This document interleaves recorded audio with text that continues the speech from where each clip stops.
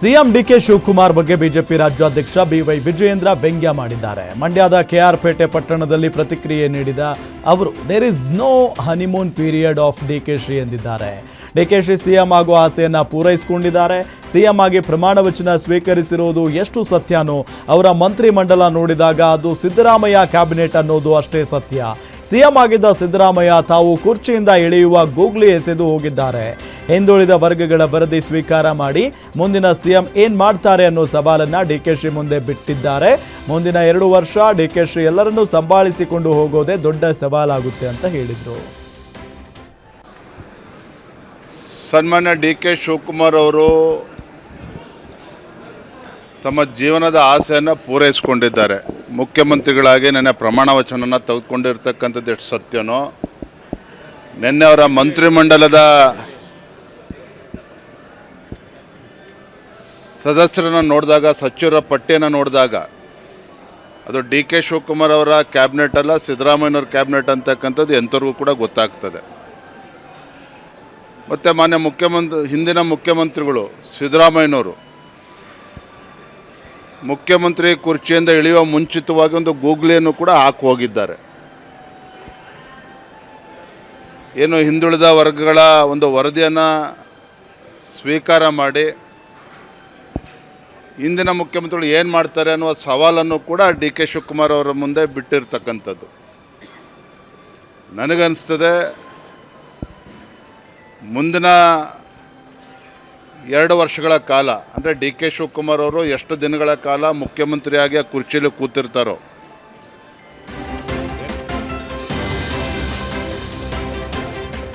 ಬಾಗೇಪಲ್ಲಿ ಕಾಂಗ್ರೆಸ್ನ ಶಾಸಕ ಎಸ್.ಎನ್. ಸುಬ್ಬಾರೆಡ್ಡಿ ಹೈಕಮಾಂಡ್ಗೆ ವಾರ್ನಿಂಗ್ ಕೊಟ್ಟಿದ್ದಾರೆ.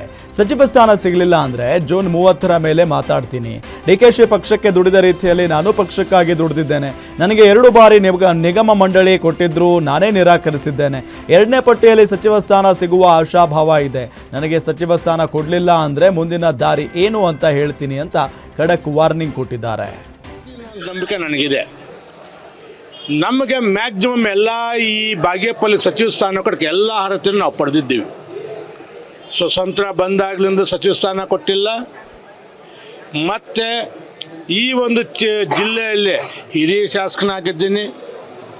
2 ಸಲ ಬೋರ್ಡ್ ಕೊಟ್ಟರು, ಬೇಡ ಬೇರೆಯವ್ರಿಗೆ ಕೊಡಿ, ನನಗೆ ನಿಧಾನ ಆದರೂ ಸಚಿವ ಸ್ಥಾನ ಕೊಡಿ ಅಂತ ಹೇಳಿದ್ದೀನಿ. ಮತ್ತು ಎಲ್ಲ ರೀತಿಯಲ್ಲೂ ಹೈಕಮಾಂಡ್ ಏನೇ ಜವಾಬ್ದಾರಿ ಕೊಟ್ಟರು ನಿಭಾಯಿಸಿದ್ದೀನಿ. ಇದರ ನಡುವೆ ನಾನು ಇನ್ನೊಂದು ಮಾತು ಕೇಳಕ್ಕೆ ಬರ್ತೀನಿ, ನಮ್ಮ ಕಾಂಗ್ರೆಸ್ ಪಕ್ಷನೇ ಕೇಳ್ತೀನಿ. ಈಗ ನೀವು ಯಾಕೆ ಡಿ.ಕೆ. ಶಿವಕುಮಾರ್ಗೆ ಮುಖ್ಯಮಂತ್ರಿ ಸ್ಥಾನ ಕೊಟ್ಟಿದ್ದು? ಪಕ್ಷಕ್ಕೆ ದುಡ್ದಿದ್ದಾನೆ ಅಂತ. ಈಗ ನಾವು ಕೇಳೋದು, ನಾವೆಲ್ಲ ಹೊಸಬರು. ಇಷ್ಟು ದಿನ ಸಚಿವ ಸ್ಥಾನಕ್ಕಾಗಿ ದೆಹಲಿಗೆ ಹೋಗಿ ನಾನು ಮನವಿ ಮಾಡಿ ಬಂದಿದ್ದೇನೆ ಅಂತ ಶಾಸಕ ಕೋನರೆಡ್ಡಿ ಪ್ರತಿಕ್ರಿಯೆ ನೀಡಿದ್ದಾರೆ.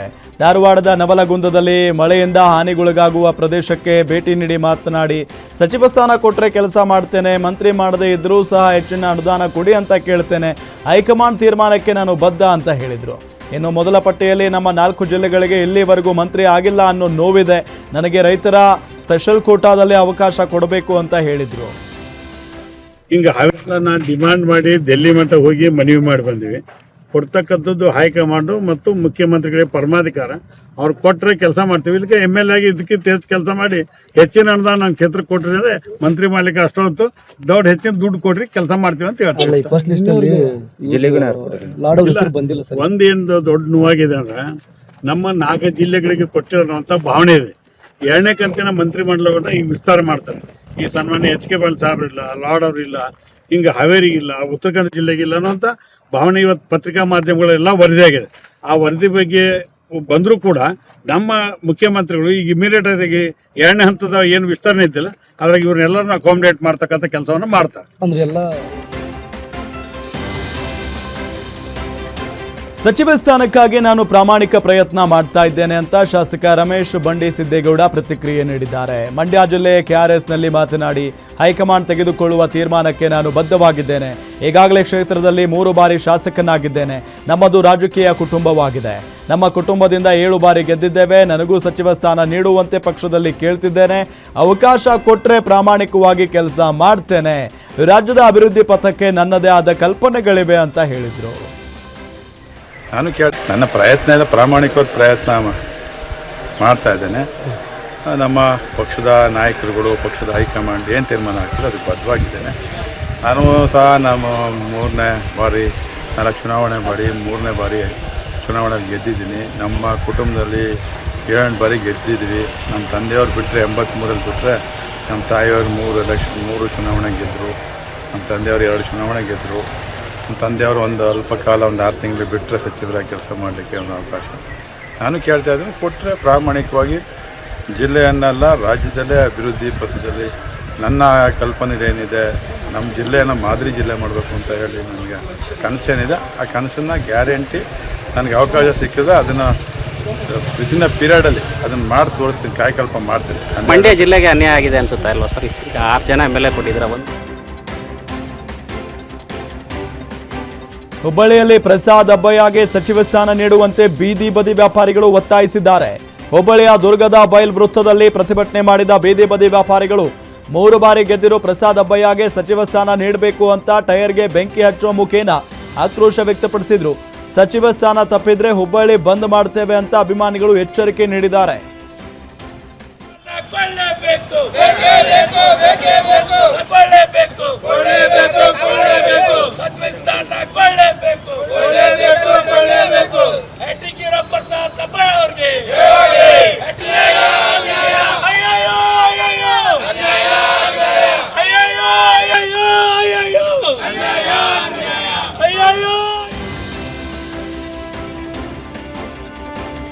ಚಿತ್ರದುರ್ಗ ನಗರಸಭೆಯ ಹೆಲ್ತ್ ಇನ್ಸ್ಪೆಕ್ಟರ್ ದರ್ಪ ತೋರಿದ್ದಾರೆ. ಕಸ ವಿಲೇವಾರಿ ಮಾಡುವ ಬದಲು ಶೋರೂಮ್ ಒಳಗೆ ಕಸವನ್ನ ತಂದು ಹೆಲ್ತ್ ಇನ್ಸ್ಪೆಕ್ಟರ್ ರುಕ್ಮಿಣಿ ಬಿಸಾಡಿ ಹೋಗಿದ್ದಾರೆ. ಬಳಿಕ ಹೊರಭಾಗದಲ್ಲಿದ್ದ ಕಸದ ರಾಶಿ ತಂದು ಸಿಬ್ಬಂದಿ ಶೋರೂಮ್ ಒಳಗೆ ಸುರಿದಿದ್ದಾರೆ. ಶೋರೂಮ್ ಸಿಬ್ಬಂದಿ ವಿರುದ್ಧ ಹೆಲ್ತ್ ಇನ್ಸ್ಪೆಕ್ಟರ್ ಅವಾಚ್ಯ ಶಬ್ದಗಳಿಂದ ನಿಂದಿಸಿದ್ದಾರೆ. ಈ ವೇಳೆ ಶೋರೂಮ್ ಪಕ್ಕದಲ್ಲಿ ಹಾಕಿದ್ದ ಕಸ ಕಂಡು ಹೆಲ್ತ್ ಇನ್ಸ್ಪೆಕ್ಟರ್ ಕೆಂಡ ಕಾರಿದ್ದಾರೆ. ಕಸ ನಮ್ಮದಲ್ಲ ಎಂದರೂ ಬಿಡದೆ ರುಕ್ಮಿಣಿ ಬಿಸಾಡಿ ಹೋಗಿದ್ದಾರೆ. ಹೆಲ್ತ್ ಇನ್ಸ್ಪೆಕ್ಟರ್ ನಡೆಗೆ ಸಾರ್ವಜನಿಕರು ಆಕ್ರೋಶ ವ್ಯಕ್ತಪಡಿಸಿದ್ದಾರೆ.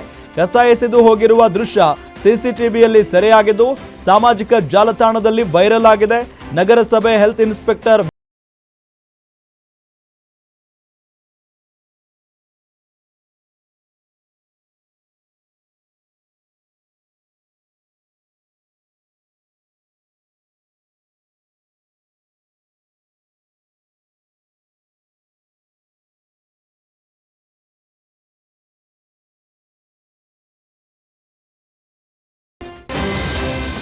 ಯಾದಗಿರಿಯಲ್ಲಿ ಕೇಂದ್ರ ಹಾಗೂ ರಾಜ್ಯ ಸರ್ಕಾರದ ಅನುದಾನದಲ್ಲಿ ನಿರ್ಮಾಣ ಮಾಡಿದ ರೈತ ತರಬೇತಿ ಮತ್ತು ಸಾಮಾನ್ಯ ಸೌಲಭ್ಯ ಕೇಂದ್ರವನ್ನ ಕೇಂದ್ರ ಹಣಕಾಸು ಸಚಿವೆ ನಿರ್ಮಲಾ ಸೀತಾರಾಮನ್ ಉದ್ಘಾಟನೆ ಮಾಡಿದ್ರು. ಬದ್ದೇಪಲ್ಲಿ ಗ್ರಾಮಕ್ಕೆ ಆಗಮಿಸಿದ ನಿರ್ಮಲಾ ಸೀತಾರಾಮನ್ ಬಳಿಕ ಶೇಂಗಾ ಸಂಸ್ಕರಣಾ ಘಟಕಕ್ಕೆ ಭೇಟಿ ನೀಡಿದ್ರು. ಈ ವೇಳೆ ಶೇಂಗಾದಿಂದ ಉತ್ಪಾದನೆಯಾಗುವ ಆಹಾರ ಉತ್ಪನ್ನಗಳು, ಖಾದ್ಯ ತೈಲದ ಬಗ್ಗೆ ಮಾಹಿತಿ ಪಡೆದ್ರು. ಇನ್ನು ಕೇಂದ್ರ ಸಚಿವೆಗೆ ಶಾಸಕ ಶರಣಗೌಡ ಕಂದಕೂರು, MLC BG ಪಾಟೀಲ್ ಸಾಥ್ ನೀಡಿದ್ರು.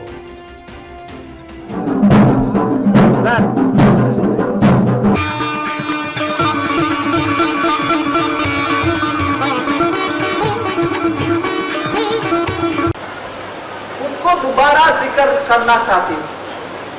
वो क्या है? 22,500 मेट्रिक टन शेंगा उत्पादन होता है सिर्फ यादगीर में.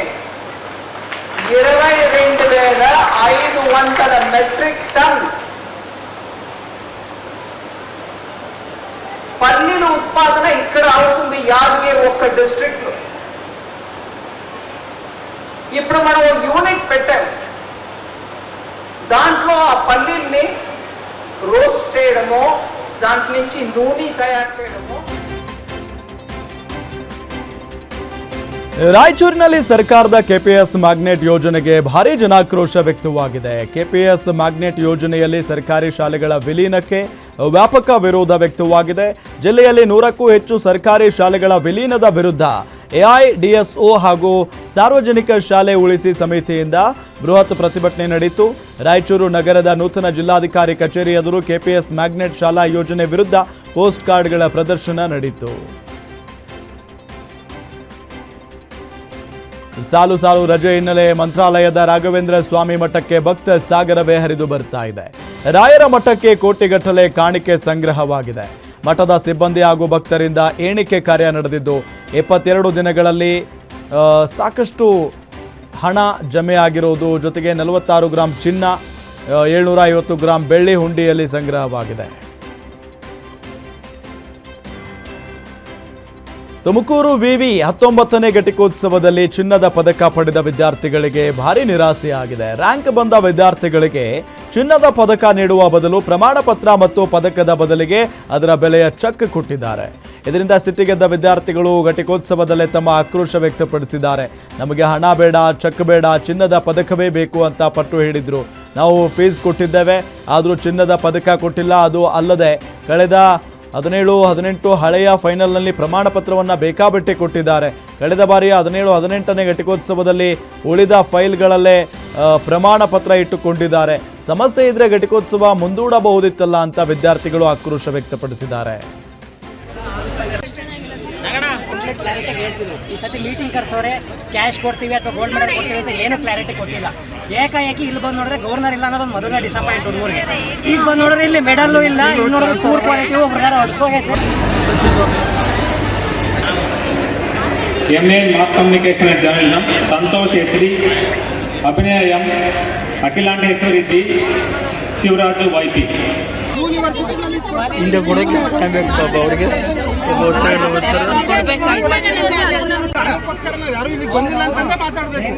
ಒಂಚೂರು ಮೊಬೈಲ್ ತೆಗೋಣ, ಹಿಂದೆ ಮೊಬೈಲ್ ತೆಗೋಣ.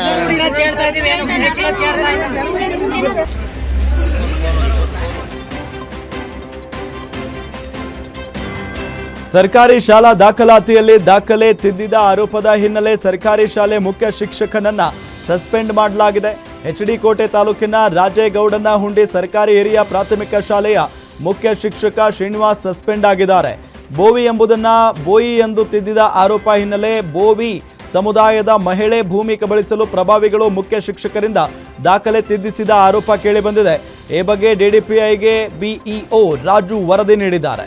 ವರದಿಯ ಆಧಾರದ ಮೇಲೆ ಮುಖ್ಯ ಶಿಕ್ಷಕನನ್ನ ಅಮಾನತುಗೊಳಿಸಿ DDPI ಆದೇಶ ನೀಡಿದ್ದಾರೆ. ಚಾರಣಕ್ಕೆ ಬಂದಿದ್ದ ಪ್ರವಾಸಿಗ ಬಂಡೆ ಮೆಟ್ಟಿಲು ಹತ್ತುವ ವೇಳೆ ಕಾಲು ಹುಳುಕಿ ಕೆಳಗಿಳಿಯಲು ಸಾಧ್ಯವಾಗದೆ ಸಿಕ್ಕಾಕಿಕೊಂಡ ಘಟನೆ ದಕ್ಷಿಣ ಕನ್ನಡ ಜಿಲ್ಲೆ ಬೆಳ್ತಂಗಡಿ ತಾಲೂಕಿನ ಪ್ರವಾಸಿ ತಾಣ ಗಡಾಯಿ ಕಲ್ಲಿನಲ್ಲಿ ನಡೆದಿದೆ. ಶೌರ್ಯ ತಂಡ ಸಿಬ್ಬಂದಿ, ಅಗ್ನಿಶಾಮಕ ದಳ ಹಾಗೂ ಪೊಲೀಸರು 3 ಗಂಟೆಗಳ ಸಾಹಸಮಯ ಕಾರ್ಯಾಚರಣೆ ನಡೆಸಿ ಪ್ರವಾಸಿಗನನ್ನ ರಕ್ಷಣೆ ಮಾಡಿದ್ದಾರೆ. 2 ಮಹಿಳೆಯರ ಜೊತೆ 2 ಯುವಕರು ಗಡಾಯಿ ಕಲ್ಲಿಗೆ ತೆರಳಿದ್ರು. ಕಡಿದಾದ ಬಂಡೆ ಮೆಟ್ಟಿಲು ಹತ್ತಿ ಮೇಲೇರಿದ ಬಳಿಕ ಒಬ್ಬ ಯುವಕನ ಕಾಲು ಟ್ವಿಸ್ಟ್ ಆಗಿ ಉಳುಕಿದೆ. ನೋವಿನಿಂದ ಕೆಳಗಿಳಿಯಲು ಆಗದೆ ಮಧ್ಯದಲ್ಲಿ ಸಿಕ್ಕಾಕೊಂಡಿದ್ದಾನೆ. ಬಳಿಕ ಜೊತೆಗಿದ್ದವರು ಬೆಳ್ತಂಗಡಿ ಅಗ್ನಿಶಾಮಕ ಠಾಣೆಗೆ ಮಾಹಿತಿ ನೀಡಿದ್ದಾರೆ. ಸಾಹಸ ಪಟ್ಟು ಯುವಕನನ್ನ ಸುರಕ್ಷಿತವಾಗಿ ರಕ್ಷಣೆ ಮಾಡಿ ಸರ್ಕಾರಿ ಆಸ್ಪತ್ರೆಗೆ ರವಾನೆ ಮಾಡಿದ್ದಾರೆ. ಕೋಲಾರ ಜಿಲ್ಲೆ ಬಂಗಾರಪೇಟೆ ತಾಲೂಕಿನ ಬತ್ತೇಗೌಡನೂರು ಬಳಿ ಬೃಹತ್ ಗಾತ್ರದ ಹೆಬ್ಬಾವೊಂದನ್ನ ಉರಗ ತಜ್ಞ ಸುರಕ್ಷಿತವಾಗಿ ಸೆರೆ ಹಿಡಿದಿದ್ದಾರೆ. ಇನ್ನು ಹೆಬ್ಬಾವನ್ನ ಕಂಡು ಸ್ಥಳೀಯರು ಬೆಚ್ಚಿ ಬಿದ್ದಿದ್ದಾರೆ. ಬಳಿಕ ಉರಗ ತಜ್ಞರಿಗೆ ಮಾಹಿತಿ ನೀಡಿದ್ದಾರೆ. ಸ್ಥಳಕ್ಕೆ ಬಂದ ಸ್ನೇಕ್ ರವಿ ಹಾಗೂ ಲೋಹಿತ್ ಹೆಬ್ಬಾವನ್ನ ರಕ್ಷಣೆ ಮಾಡಿದ್ದಾರೆ. ಇನ್ನು ಹೆಬ್ಬಾವಿಗೆ ತೊಂದರೆ ಕೊಡದ ಗ್ರಾಮಸ್ಥರಿಗೆ ಉರಗ ತಜ್ಞ ಧನ್ಯವಾದ ತಿಳಿಸಿದ್ದಾರೆ. ಅಪರೂಪ ಪ್ರಭೇದದ ಹೆಬ್ಬಾವನ್ನ ಸೆರೆ ಹಿಡಿದು ಸ್ನೇಕ್ ರವಿ ಸುರಕ್ಷಿತವಾಗಿ ಕಾಡಿಗೆ ಬಿಟ್ಟಿದ್ದಾರೆ. ಮೈಸೂರು ಜಿಲ್ಲೆ ನಂಜನಗೂಡಿನಲ್ಲಿ ಕಾಡು ಪ್ರಾಣಿಗಳ ಉಪಟಳ ಹೆಚ್ಚಾಗ್ತಿದೆ. ನಂಜನಗೂಡು ತಾಲೂಕಿನ ವೀರೇಗೌಡನಹುಂಡಿ ಗ್ರಾಮದ ಪ್ರತ್ಯಕ್ಷ ಎಂಬುವವರಿಗೆ ಸೇರಿದ ತೋಟದ ಮನೆಯಲ್ಲಿ ಚಿರತೆಯೊಂದು ಸಾಕು ನಾಯಿಯನ್ನ ಹೊತ್ತುಕೊಂಡು ಹೋಗಿದೆ. ನಾಯಿಯನ್ನ ಹೊತ್ತೊಯ್ದ ದೃಶ್ಯ CCTVಯಲ್ಲಿ ಸೆರೆಯಾಗಿದ್ದು ಗ್ರಾಮದಲ್ಲಿ ಆತಂಕ ಸೃಷ್ಟಿಯಾಗಿದೆ. ಚಿರತೆ ಕಾಟಕ್ಕೆ ಗ್ರಾಮಸ್ಥರು ಜಮೀನಿಗೆ ಬರಲು ಭಯ ಪಡ್ತಾ ಇದ್ದಾರೆ. ಇನ್ನು ಅರಣ್ಯ ಇಲಾಖೆ ಸಿಬ್ಬಂದಿ ಸ್ಥಳಕ್ಕೆ ಭೇಟಿ ನೀಡಿ ಪರಿಶೀಲನೆ ನಡೆಸಿದ್ದಾರೆ. ಬೋನು ಇಟ್ಟು ಚಿರತೆ ಸೆರೆ ಹಿಡಿಯುವಂತೆ ಗ್ರಾಮಸ್ಥರು ಆಗ್ರಹಿಸಿದ್ದಾರೆ. ಉತ್ತರ ಕನ್ನಡ ಜಿಲ್ಲೆ ದಾಂಡೇಲಿಯ ಅಂಬೇವಾಡಿ ಬರ್ಚಿ ರಸ್ತೆಯಲ್ಲಿ ಕಾಡಾನೆಯೊಂದು ಪ್ರತ್ಯಕ್ಷವಾಗಿದೆ. ಕಾಡಾನೆ ಸಂಚರಿಸಿದ್ದರಿಂದ ವಾಹನ ಸವಾರರಲ್ಲಿ ಆತಂಕ ಮನೆ ಮಾಡಿದೆ. ಗಣೇಶಗುಡಿ ದಾಂಡೇಲಿ ಮಾರ್ಗದಲ್ಲಿ ಆಹಾರ ಅರಸಿ ರಸ್ತೆ ಬಳಿ ಕಾಡಾನೆ ದರ್ಶನ ಕೊಟ್ಟಿದೆ. ಕಾಡಾನೆ ಪ್ರತ್ಯಕ್ಷವಾದ ವಿಡಿಯೋ ಈಗ ವೈರಲ್ ಆಗಿದೆ. ಅಂಬೇವಾಡಿ ಬರ್ಚಿ ಮಾರ್ಗದಲ್ಲಿ ಕೆಲ ಕಾಲ ಆತಂಕದ ವಾತಾವರಣ ನಿರ್ಮಾಣ ಆಗಿತ್ತು. ಲಾರಿ ಮತ್ತು ಬೈಕ್ ನಡುವೆ ಡಿಕ್ಕಿಯಾಗಿ ತಂದೆ ಮಗ ದಾರುಣವಾಗಿ ಸಾವನ್ನಪ್ಪಿದ ಘಟನೆ ಬಳ್ಳಾರಿ ಜಿಲ್ಲೆ ಸಂಡೂರು ತಾಲೂಕಿನ ನಂದಿಹಳ್ಳಿ ರಸ್ತೆಯಲ್ಲಿ ನಡೆದಿದೆ. ವೇಗವಾಗಿ ಬಂದ ಲಾರಿ ಬೈಕ್ಗೆ ಡಿಕ್ಕಿ ಹೊಡೆದ ಪರಿಣಾಮ 45 ವರ್ಷದ ನಾಗರಾಜ್ ಮತ್ತು ಮಗ ದುರ್ಗೇಶ್ ಇಬ್ಬರೂ ಸ್ಥಳದಲ್ಲಿ ಮೃತಪಟ್ಟಿದ್ದಾರೆ. ಚಾಲಕನ ಅಜಾಗರೂಕತೆ ಮತ್ತು ಅತಿ ವೇಗದ ಚಾಲನೆಯೇ ಅಪಘಾತಕ್ಕೆ ಕಾರಣ ಅಂತ ಸ್ಥಳೀಯರು ಆರೋಪಿಸಿದ್ದಾರೆ. ಘಟನಾ ಸ್ಥಳಕ್ಕೆ ಪೊಲೀಸರು ಭೇಟಿ ನೀಡಿ ಲಾರಿ ಚಾಲಕನನ್ನ ವಶಕ್ಕೆ ಪಡೆದಿದ್ದಾರೆ. ಈ ಸಂಬಂಧ ಸಂಡೂರು ಪೊಲೀಸ್ ಠಾಣೆಯಲ್ಲಿ ಕೇಸ್ ದಾಖಲಾಗಿದೆ. ಮೇಲಧಿಕಾರಿಗಳ ಟಾರ್ಚರ್ಗೆ ಗ್ರಾಮ ಆಡಳಿತಾಧಿಕಾರಿ ಸೂಸೈಡ್ ಮಾಡಿಕೊಂಡಿರುವಂತಹ ಘಟನೆ ಬೀದರ್ ಜಿಲ್ಲೆ ಬಸವ ಕಲ್ಯಾಣ ತಾಲೂಕಿನಲ್ಲಿ ನಡೆದಿದೆ. ಮನೆಯಲ್ಲಿ ನೇಣು ಬಿಗಿದುಕೊಂಡು ಕಾಂಬಳೆವಾಡಿ ಗ್ರಾಮದ 28 ವರ್ಷದ ಗ್ರಾಮ ಆಡಳಿತಾಧಿಕಾರಿ ಮಹಾದೇವ್ ಸೂಸೈಡ್ ಮಾಡಿಕೊಂಡಿದ್ದಾರೆ. ಮೇಲಾಧಿಕಾರಿಗಳ ಕಿರುಕುಳದಿಂದ ಬೇಸತ್ತು ಆತ್ಮಹತ್ಯೆ ಮಾಡಿಕೊಂಡಿದ್ದಾನೆ ಅಂತ ಕುಟುಂಬಸ್ಥರು ಆರೋಪ ಮಾಡಿದ್ದಾರೆ. 1 ವರ್ಷದ ಹಿಂದೆಯಷ್ಟೇ ಗ್ರಾಮ ಆಡಳಿತಾಧಿಕಾರಿಯಾಗಿ ಮಹಾದೇವ್ ಕೆಲಸ ಮಾಡುತ್ತಿದ್ದ. ಈ ಬಗ್ಗೆ ಮಂಠಾಳ ಪೊಲೀಸ್ ಠಾಣಾ ವ್ಯಾಪ್ತಿಯಲ್ಲಿ ಪ್ರಕರಣ ದಾಖಲಾಗಿದೆ.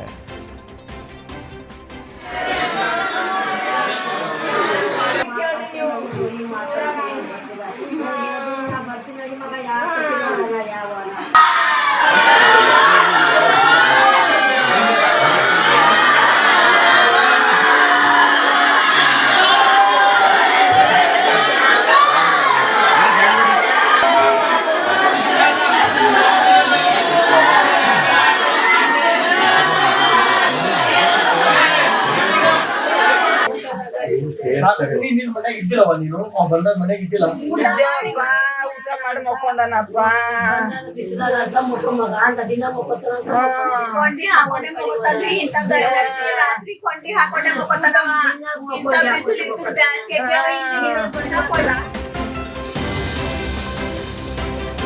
ನೆಲಮಂಗಲದಲ್ಲಿ ಹಾಡಾಗಲೇ ಬ್ಲಾಕ್ ಪಲ್ಸರ್ ಗ್ಯಾಂಗ್ ಅಟ್ಟಹಾಸ ತೋರಿದೆ. ಒಂಟಿ ಮಹಿಳೆಯರ ಟಾರ್ಗೆಟ್ ಮಾಡಿ ನೆಲಮಂಗಲ ತಾವರೆಕೆರೆ ಮಾದನಾಯಕನಹಳ್ಳಿ ರಾಹುತನಹಳ್ಳಿ ಸೇರಿ 5 ಕಡೆ ಸರ ಕದ್ದು ದುಷ್ಕರ್ಮಿಗಳು ಪರಾರಿಯಾಗಿದ್ದಾರೆ. ಸುಲೋಚನಾ ಅನ್ನೋರ 33 ಗ್ರಾಂ ಮಾಂಗಲ್ಯ ಸರ, ಲೀಲಾವತಿ ಅನ್ನೋರ 25 ಗ್ರಾಂ ಮಾಂಗಲ್ಯ ಸರ ಕಳ್ಳತನವಾಗಿದ್ದು ಇತರೆ 3 ಮಹಿಳೆಯರ ಸರ ಕಳ್ಳತನವಾಗಿದೆ. ಬ್ಲಾಕ್ ಪಲ್ಸರ್ನಲ್ಲಿ ಬಂದಿದ್ದ ಸರಗಳರು ಕೈ ಚಳಕ ತೂರಿದ್ದಾರೆ. ಬೈಕ್ನಲ್ಲಿ ತೆರಳುವ ದೃಶ್ಯ ಸೆರೆಯಾಗಿದ್ದು ಸರಗಳ್ಳರ ಬೆನ್ನಟ್ಟಿ ಪೊಲೀಸರು ನಾಕಾಬಂದಿ ರಚನೆ ಮಾಡಿದ್ದಾರೆ. ಈ ಸಂಬಂಧ 4 ಪೊಲೀಸ್ ಠಾಣೆಗಳಲ್ಲಿ ಪ್ರತ್ಯೇಕ ಪ್ರಕರಣ ದಾಖಲಾಗಿದೆ. ಉತ್ತರ ಭಾರತ ಮೂಲದವರ ಮೇಲೆ ಪೊಲೀಸರ ಶಂಕೆ ವ್ಯಕ್ತಪಡಿಸಿದ್ದಾರೆ. ಭೀಕರ ಅಪಘಾತಕ್ಕೆ 3 ಸ್ಥಳದಲ್ಲಿ ಸಾವನ್ನಪ್ಪಿರುವ ಘಟನೆ ತುಮಕೂರು ಜಿಲ್ಲೆ ಚಿಕ್ಕನಾಯಕನಹಳ್ಳಿಯ ಹುಳಿಯಾರು ಬಳಿ ನಡೆದಿದೆ.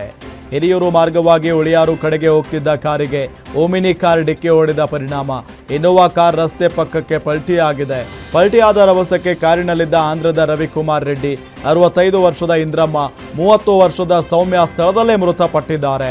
ಏನೋ ಬಾಲಕ ಚರಿತ್, ಬಾಲಕಿ ಚಾರುವಿಗೆ ಗಾಯವಾಗಿದ್ದು ಬೆಂಗಳೂರಿನ ನಿಮಾನ್ಸ್ ಆಸ್ಪತ್ರೆಗೆ ರವಾನೆ ಮಾಡಲಾಗಿದೆ. ಸ್ಥಳಕ್ಕೆ ಹುಳಿಯಾರು ಪೊಲೀಸರು ಭೇಟಿ ನೀಡಿ ಪರಿಶೀಲನೆ ನಡೆಸುತ್ತಿದ್ದಾರೆ.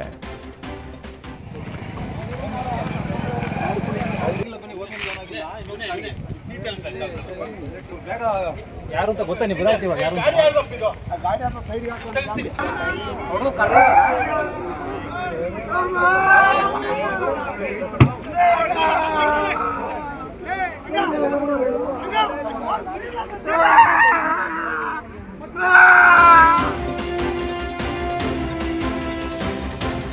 ಶಿವಮೊಗ್ಗ ಹೊರವಲಯದ ಮಾಚೇನಹಳ್ಳಿಯ ಡೈರಿ ಸರ್ಕಲ್ ಬಳಿ ಗ್ಯಾಸ್ ಟ್ಯಾಂಕರ್ ಕೆಸರಲ್ಲಿ ಸಿಲುಕಿಕೊಂಡಿತ್ತು. ಮಾಚೇನಹಳ್ಳಿ ಕೈಗಾರಿಕಾ ಪ್ರದೇಶದ ಗ್ಯಾಸ್ ರೀಫಿಲ್ಲಿಂಗ್ ಘಟಕಕ್ಕೆ ಹೋಗುತ್ತಿದ್ದ ಟ್ಯಾಂಕರ್ ಮಳೆ ಹಿನ್ನೆಲೆ ಕೆಸರಿಗೆ ಸಿಕ್ಕಾಕೊಂಡಿತ್ತು.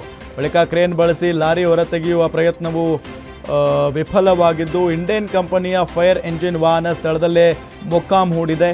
ಬಳಿಕ ಇನ್ನೊಂದು ಟ್ಯಾಂಕರ್ಗೆ ಗ್ಯಾಸ್ ಶಿಫ್ಟ್ ಮಾಡಿ ಸಂಚಾರಕ್ಕೆ ಪೊಲೀಸರು ಅನುವು ಮಾಡಿಕೊಟ್ಟಿದ್ದಾರೆ. ಭೀಮಾ ತೀರದಲ್ಲಿ 6 ಜನರನ್ನ ಕೊಂದ ಪ್ರಕರಣಕ್ಕೆ ಸಂಬಂಧಪಟ್ಟಂತೆ ಪ್ರಮುಖ ಆರೋಪಿ ಸೇರಿ 6 ಜನರ ಬಂಧನವಾಗಿದೆ. ಪ್ರಮುಖ ಆರೋಪಿ ಅಪ್ಪುಗೌಡ ಪಾಟೀಲ್ ಸೇರಿ 6 ಜನರನ್ನ ವಶಕ್ಕೆ ಪಡೆದ ವಿಜಯಪುರ ಜಿಲ್ಲಾ ಪೊಲೀಸರು ಮೇ 29ರಂದು ಗೋವಿಂದಪುರದಲ್ಲಿ ಜಮೀನು ವಿವಾದ ಹಿನ್ನೆಲೆ ಭೀಕರ ಹತ್ಯಾಕಾಂಡ ನಡೆದಿತ್ತು. ಚಂದ್ರಕಾಂತ್ ನಿರಾಳೆ, ಆತನ ಮಕ್ಕಳಾದ ಸಮರ್ಥ್ ಹಾಗೂ ರಾಹುಲ್, ದುಂಡಪ್ಪ ನಿರಾಳೆ, ಶಿವಪುತ್ರ ಹಾಗೂ ಶಬ್ಬೀರ್ ಅತ್ತಾರ್ ಎಂಬುವರನ್ನ ಭೀಕರವಾಗಿ ಕೊಲೆಗೈದಿದ್ರು. ಜೂನ್ 1ರಂದು ಪ್ರಮುಖ ಆರೋಪಿ ಕಲ್ಲನಗೌಡ ಪಾಟೀಲ್ ಸೇರಿ 11 ಆರೋಪಿಗಳನ್ನು ಬಂಧಿಸಲಾಗಿತ್ತು. ತನಿಖೆ ವೇಳೆ ಇನ್ನಷ್ಟು ಆರೋಪಿಗಳ ಪಾತ್ರ ಬೆಳಕಿಗೆ ಬಂದ ಹಿನ್ನೆಲೆ ಈಗ 6 ಆರೋಪಿಗಳನ್ನು ಅರೆಸ್ಟ್ ಮಾಡಲಾಗಿದೆ.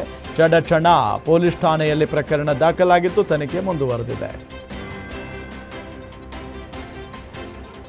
ನಾಯಿಯನ್ನ ಶೆಡ್ಗೆ ತಂದ ವಿಚಾರಕ್ಕೆ ಗಲಾಟೆಯಾಗಿ ವ್ಯಕ್ತಿ ಮೇಲೆ ಬಿಯರ್ ಬಾಟಲಿಯಿಂದ ಹಲ್ಲೆ ಮಾಡಿದ ಘಟನೆ ಉತ್ತರ ಕನ್ನಡ ಜಿಲ್ಲೆ ಭಟ್ಕಳ ತಾಲೂಕಿನಲ್ಲಿ ನಡೆದಿದೆ.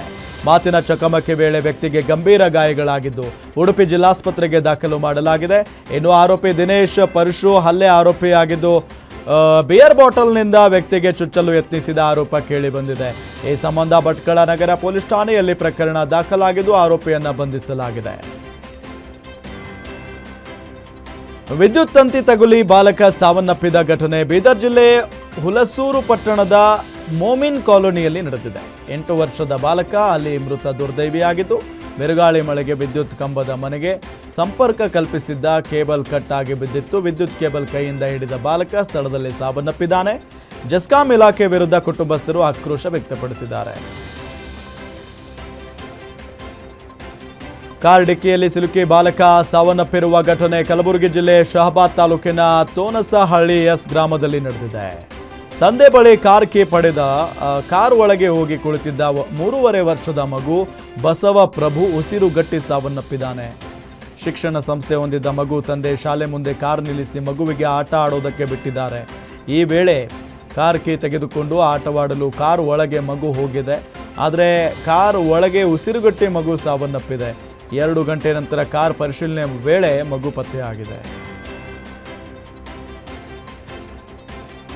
ಪ್ರೇಮಿಗಳಿಬ್ಬರು ನೇಣು ಬಿಗಿದುಕೊಂಡು ಆತ್ಮಹತ್ಯೆಗೆ ಶರಣಾಗಿರುವ ಘಟನೆ ಕೋಲಾರ ತಾಲೂಕಿನ ಶೆಟ್ಟಿಕೊತ್ತನೂರು ಗ್ರಾಮದಲ್ಲಿ ನಡೆದಿದೆ. ಮರಕ್ಕೆ ನೇಣು ಬಿಗಿದುಕೊಂಡು ಹೊನ್ನೇನಹಳ್ಳಿ ಗ್ರಾಮದ 32 ವರ್ಷದ ಆನಂದ್ ಸುಮಿತ್ರಾ ಸೂಸೈಡ್ ಮಾಡ್ಕೊಂಡಿದ್ದಾರೆ. ಮದುವೆಯಾಗಿರುವ ಸುಮಿತ್ರಾ ಆನಂದ್ ಜೊತೆ ಅಕ್ರಮ ಸಂಬಂಧ ಹೊಂದಿದ್ದ ಹಿನ್ನೆಲೆ ಆತ್ಮಹತ್ಯೆ ಮಾಡಿಕೊಂಡಿರುವ ಶಂಕೆ ವ್ಯಕ್ತವಾಗಿದೆ. ಇನ್ನು ಸ್ಥಳಕ್ಕೆ ಕೋಲಾರ ಗ್ರಾಮಾಂತರ ಠಾಣೆ ಪೊಲೀಸರು ಭೇಟಿ ನೀಡಿ ಪರಿಶೀಲನೆ ನಡೆಸಿದ್ದಾರೆ. ಫೋನ್ ಪೇಗೆ ಹಣ ಹಾಕೋದಾಗೆ ನಂಬಿಸಿ 45,000 ಹಣ ವಂಚಿಸಿದ ಘಟನೆ ಜಾಲಹಳ್ಳಿ ಕ್ರಾಸ್ ಬಳಿ ನಡೆದಿದೆ. ರಾಮಲಿಂಗಯ್ಯ ಹಣ ಕಳೆದುಕೊಂಡ ವ್ಯಕ್ತಿಯಾಗಿದ್ದಾರೆ. ವಿದ್ಯುತ್ ಮೀಟರ್ ಹಾಕುವ ವ್ಯಕ್ತಿಗೆ ಕ್ಯಾಶ್ ಬದಲು ಫೋನ್ ಪೇ ಮೂಲಕ ಹಣ ಕೊಡಲು ರಾಮಲಿಂಗಯ್ಯ ಮುಂದಾಗಿದ್ರು. ಇದೇ ವೇಳೆ ಜಾಲಹಳ್ಳಿ ಎಟಿಎಂ ಬಳಿ ನಿಂತಿದ್ದ ಅಪರಿಚಿತ ವ್ಯಕ್ತಿ ಫೋನ್ ಪೇ ಮೂಲಕ ಹಣ ಹಾಕುವುದಾಗಿ ನಂಬಿಸಿದ್ರು. ಬಳಿಕ ಕ್ಯಾಶ್ 45,000 ತೆಗೆದುಕೊಂಡು ಎಸ್ಕೇಪ್ ಆಗಿದ್ದಾನೆ. ಹಣ ಕಳೆದುಕೊಂಡ ರಾಮಲಿಂಗಯ್ಯ ಪೀಣ್ಯ ಪೊಲೀಸ್ ಠಾಣೆಯಲ್ಲಿ ಪ್ರಕರಣ ದಾಖಲಿಸಿದ್ದಾರೆ. ಚಿಕ್ಕಬಳ್ಳಾಪುರ ಜಿಲ್ಲೆ ಗೌರಿಬಿದನೂರು ತಾಲೂಕಿನ ಹೊಸೂರು ಗ್ರಾಮದಲ್ಲಿ ಲವ್ ಸ್ಟೋರಿಗೆ ಬಿಗ್ ಟ್ವಿಸ್ಟ್ ಸಿಕ್ಕಿದೆ. ಪ್ರೀತಿಸಿ ಮದುವೆಯಾದ ಜೋಡಿಗೆ ಈಗ ಪೋಷಕರೇ ವಿಲನ್ ಆಗಿದ್ದಾರೆ. ನವೀನ್ ಹಾಗೂ ರಮ್ಯಾ ಪ್ರೀತಿಸಿ ಅಂತರ್ಜಾತಿ ವಿವಾಹ ಮಾಡ್ಕೊಂಡಿದ್ರು. ಆದರೆ ಪೋಷಕರು ನವ ವಿವಾಹಿತೆಯನ್ನು ಬಲವಂತವಾಗಿ ಎಳೆದುಕೊಂಡು ಹೋಗಿದ್ದಾರೆ. ಪತ್ನಿಗಾಗಿ ಈಗ ಪತಿ ಪೊಲೀಸ್ ಠಾಣೆ ಮೆಟ್ಟಿಲೇರಿದ್ದಾನೆ. ಈ ಸಂಬಂಧ ದೂರು ದಾಖಲಿಸದ ಪೊಲೀಸರ ವಿರುದ್ಧ ಪತಿ ಆಕ್ರೋಶ ವ್ಯಕ್ತಪಡಿಸಿದ್ದಾನೆ. ಇನ್ನು ಆಂಧ್ರದ ಹಿಂದೂಪುರ ಪೊಲೀಸ್ ಠಾಣೆಯಲ್ಲಿ ಯುವಕನ ವಿರುದ್ಧ ಯುವತಿ ಕಡೆಯವರು ಕಿಡ್ನಾಪ್ ಕೇಸ್ ದಾಖಲಿಸಿದ್ದಾರೆ. ಸಿಡಿಲು ಬಡಿದು ಜೋಡೆತ್ತುಗಳು ಸಾವನ್ನಪ್ಪಿರುವಂಥ ಘಟನೆ ವಿಜಯನಗರ ಜಿಲ್ಲೆ ಹಗರಿ ಬೊಮ್ಮನಹಳ್ಳಿ ತಾಲೂಕಿನ ವ್ಯಾಸಾಪುರ ತಾಂಡಾದಲ್ಲಿ ನಡೆದಿದೆ. ವೆಂಕಟೇಶ್ ನಾಯಕ್ ಎಂಬ ರೈತನಿಗೆ ಸೇರಿದ ಎತ್ತುಗಳು ಸಿಡಿಲು ಬಡಿದು ಕೊಟ್ಟಿಗೆಯಲ್ಲೇ ಸಾವನ್ನಪ್ಪಿವೆ. ಲಕ್ಷಗಟ್ಟಲೆ ಹಣ ಖರ್ಚು ಮಾಡಿ ತಂದಿದ್ದ 2 ಎತ್ತುಗಳನ್ನು ಕಳೆದುಕೊಂಡ ರೈತ ಕುಟುಂಬ ಈಗ ಕಣ್ಣೀರು ಹಾಕ್ತಿದೆ. ಚಿಕ್ಕಮಗಳೂರು ಜಿಲ್ಲೆ ಮೂಡಿಗೆರೆಯ ಚಾರ್ಮಾಡಿ ಘಾಟ್ನ ಅಣ್ಣಪ್ಪ ಸ್ವಾಮಿ ದೇಗುಲ ಸಮೀಪ ಕಾರು ಚಾಲಕನ ಅಜಾಗರೂಕತೆಯಿಂದ ಸಂಭವಿಸಿದ ಅಪಘಾತದಲ್ಲಿ ದಂಪತಿ ಹಾಗೂ ಮಗು ಪ್ರಾಣಾಪಾಯದಿಂದ ಪಾರಾಗಿದ್ದಾರೆ. ಕೊಟ್ಟಿಗೆ ಆರದಿಂದ ಮಂಗಳೂರಿಗೆ ತೆರಳುತ್ತಿದ್ದ ಕಾರು ಬೈಕ್ಗೆ ಡಿಕ್ಕಿ ಹೊಡೆದ ಪರಿಣಾಮ 3 ರಸ್ತೆ ಬದಿಯ ಕಾಲುವೆಗೆ ಬಿದ್ದಿದ್ದಾರೆ. ಘಟನೆಯ ದೃಶ್ಯ ಹಿಂದಿನಿಂದ ಬರುತ್ತಿದ್ದ ಕಾರಿನಲ್ಲಿದ್ದವರ ಮೊಬೈಲ್ನಲ್ಲಿ ಸೆರೆಯಾಗಿದ್ದು ಬಣಕಲ್ ಪೊಲೀಸ್ ಠಾಣಾ ವ್ಯಾಪ್ತಿಯಲ್ಲಿ ದಾಖಲಾಗಿದೆ.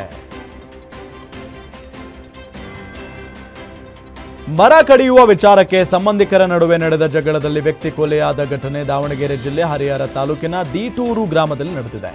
40 ವರ್ಷದ ಲಂಕೇಶ್ ಕೊಲೆಯಾದ ದುರ್ದೈವಿಯಾಗಿದ್ದಾನೆ. ಲಂಕೇಶ್ ಮಾವ ಹನುಮಂತಪ್ಪ ನಡುವೆ ಹಳೆ ದ್ವೇಷ ಇತ್ತು. ಲಂಕೇಶ್ ಮನೆ ಮುಂದೆ ಇದ್ದ ಜಾಲಿ ಮರವನ್ನು ಹನುಮಂತಪ್ಪ ಕಡಿದಿದ್ದ. ಇದರಿಂದ ಲಂಕೇಶ್ ಹಾಗೂ ಹನುಮಂತಪ್ಪ ಕುಟುಂಬದ ನಡುವೆ ಗಲಾಟೆ ಆಗಿತ್ತು. ಜಗಳ ವಿಕೋಪಕ್ಕೆ ತಿರುಗಿ 2 ಕಡೆಯವರು ಪರಸ್ಪರ ಕಲ್ಲು ತೂರಾಟ ನಡೆಸಿದ್ರು.